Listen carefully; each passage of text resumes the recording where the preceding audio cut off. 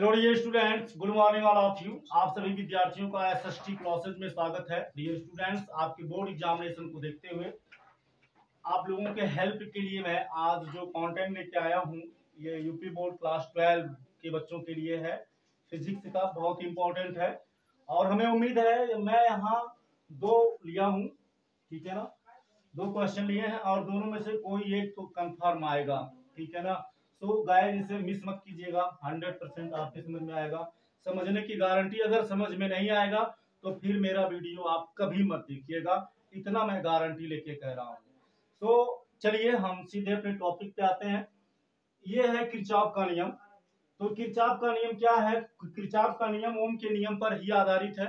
Kirchhoff ने जो नियम दिया, ये जटिल, यदि वैद्युत कोई वैद्युत परिपथ है, जटिल वैद्युत परिपथ है, तो उसमें बहने वाली धारा और प्रतिरोध और उसमें जो मतलब विद्युत वाहक बल, उससे संबंधित नियमों को आसानी से समझने के लिए, सरलता से समझने के लिए तथा उनके मानों को निकालने के लिए उन्होंने एक नियम प्रतिपादित किया, जिसे किरचॉफ का नियम कहते हैं। और इन्हें जो इन्होंने नियम प्रतिपादित किया, ये दो नियम प्रतिपादित किया, जैसा कि यहाँ मैं पहले से लिख दिया हूं। पहला है संधि या धारा का नियम, ठीक है ना।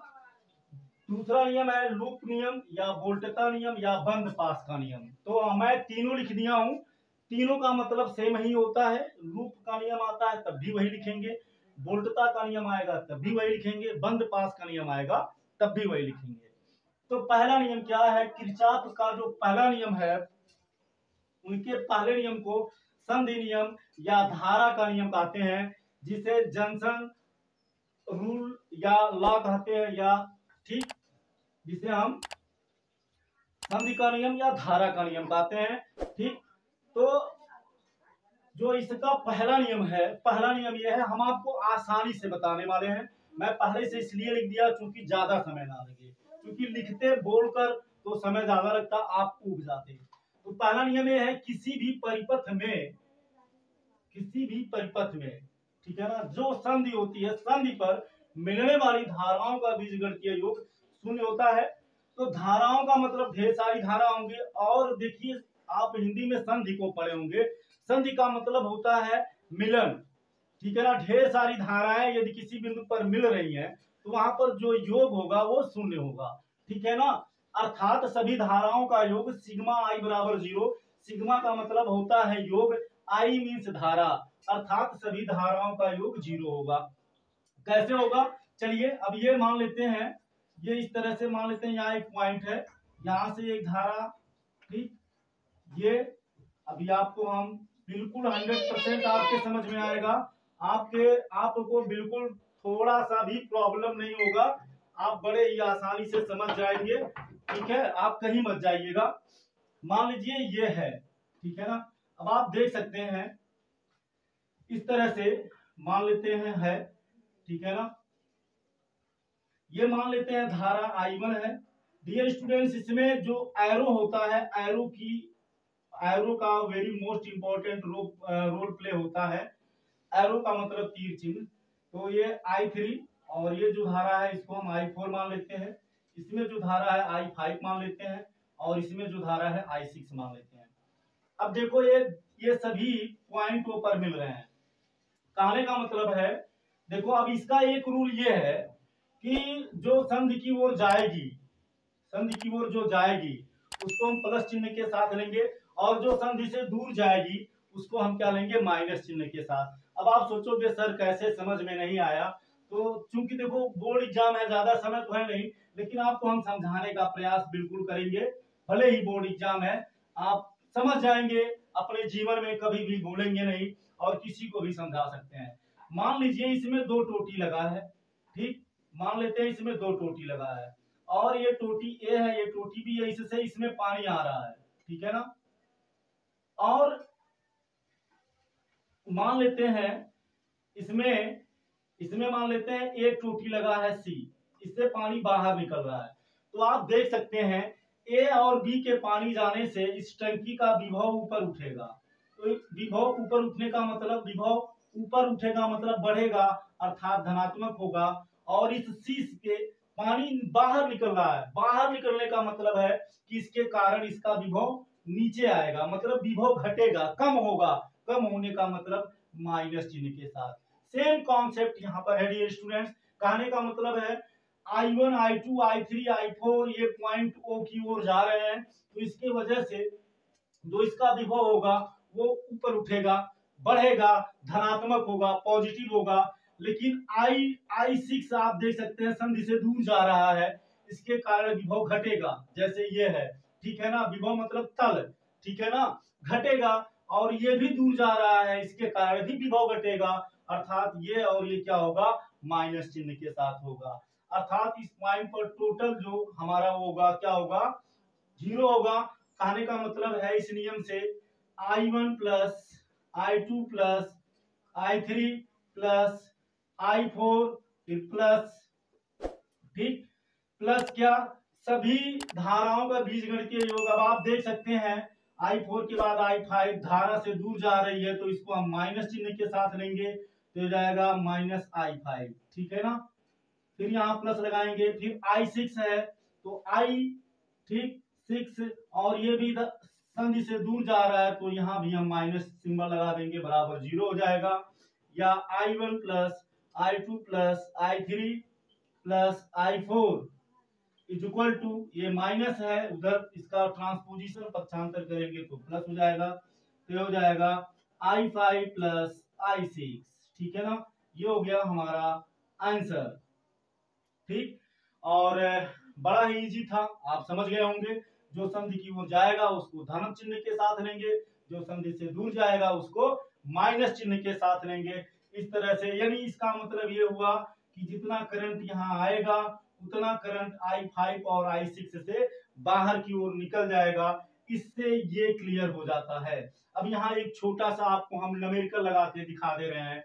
जैसे मान लीजिए ये इस तरह से है, ठीक है ना।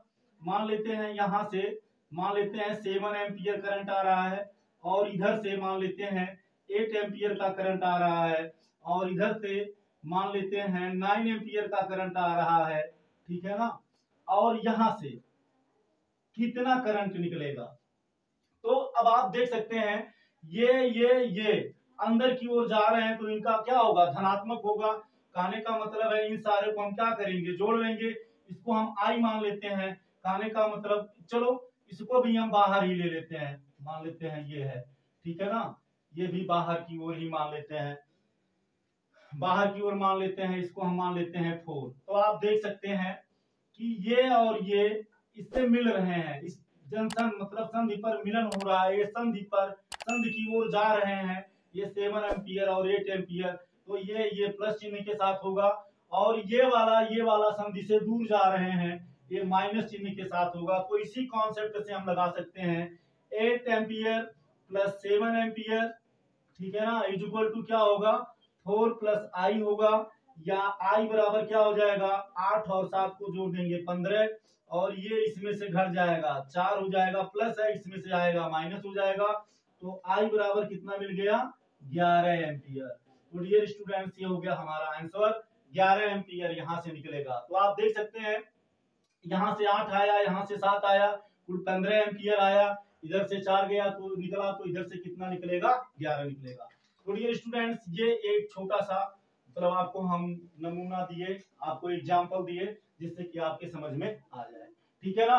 अब देखिए जो हमारा दूसरा नियम है, हम आपको दूसरा नियम बताते हैं। दूसरा नियम क्या है, दूसरा नियम है लूप, ठीक है। जो किरचॉफ ने दूसरा, ये पहला नियम था किरचॉफ का, इसे संधि नियम या धारा नियम कहते हैं। अब किरचॉफ का जो दूसरा नियम है, लूप नियम या वोल्टता का नियम या बंद पास का नियम।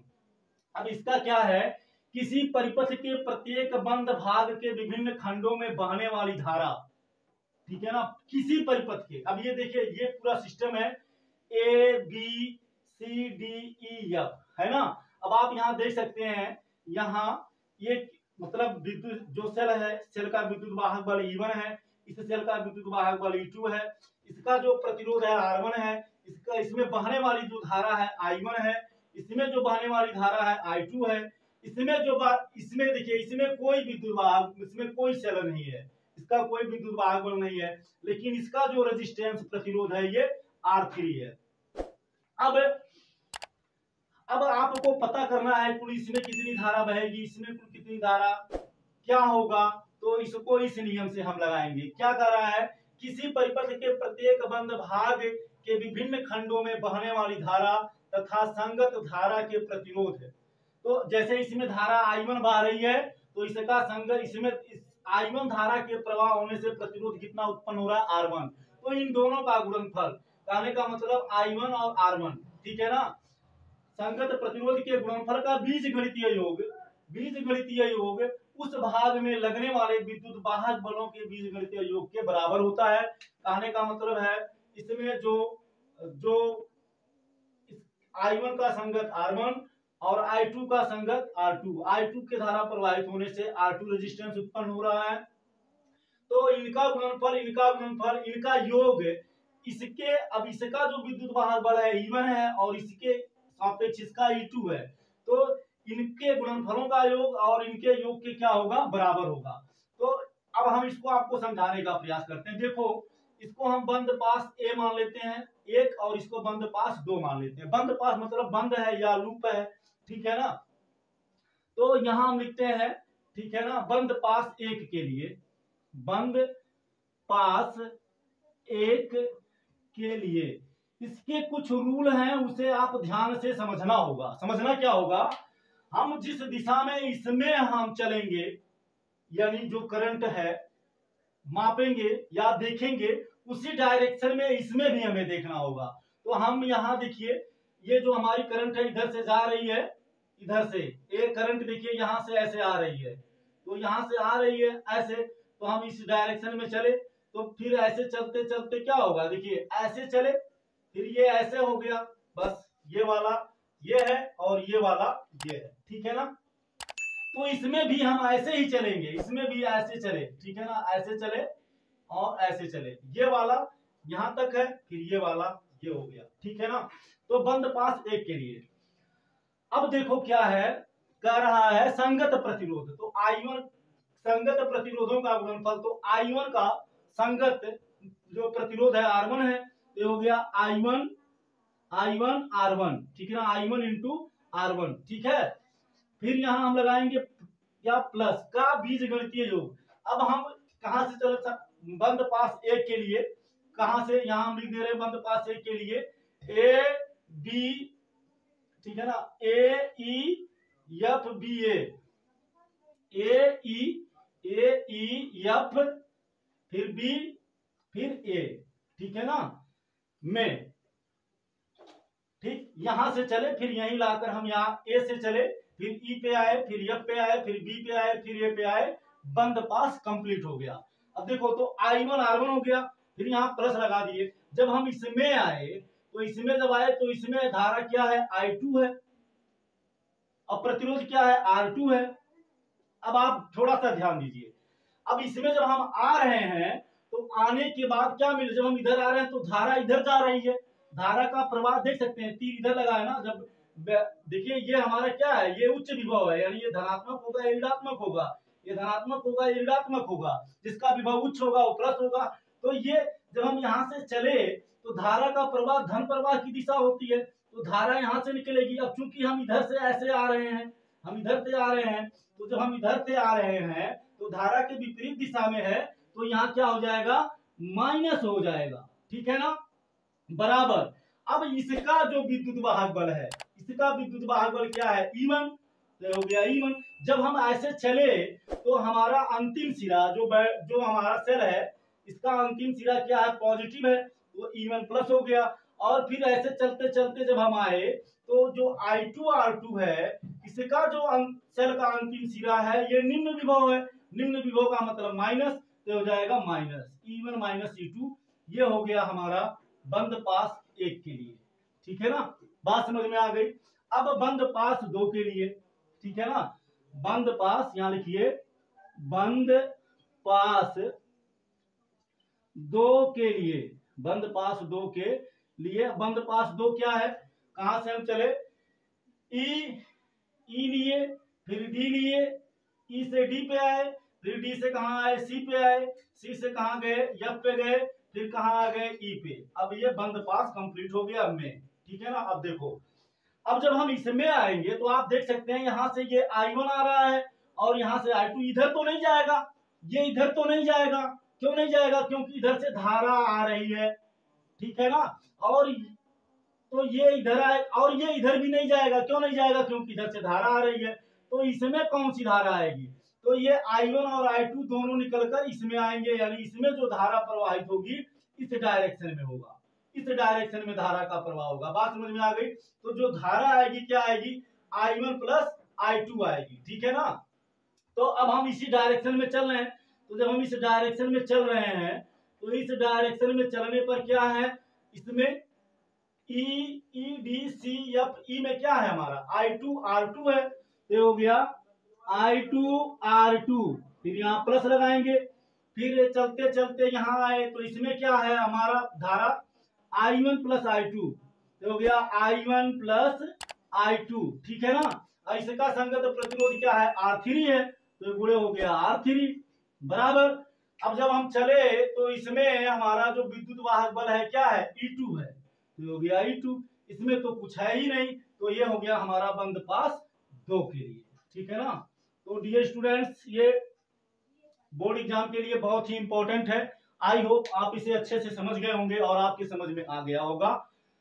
इसके बाद फिर हम नेक्स्ट क्लास में आपसे मिलते हैं कोई नए टॉपिक के साथ, जो कि बहुत ही मोस्ट इंपॉर्टेंट होगा और आपकी परीक्षा के लिए उपयोगी होगा।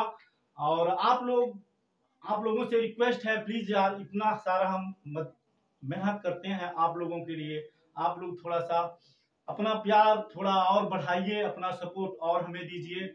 और वीडियो अगर आपको अच्छा लगा हो तो प्लीज शेयर लाइक कीजिए और अपने मित्रों में इसे शेयर कीजिए। और अगर आप हमारे चैनल पे नया है तो जरूर सब्सक्राइब कीजिए और अपना सपोर्ट हमें दीजिए। Thank you so much. जय हिंद।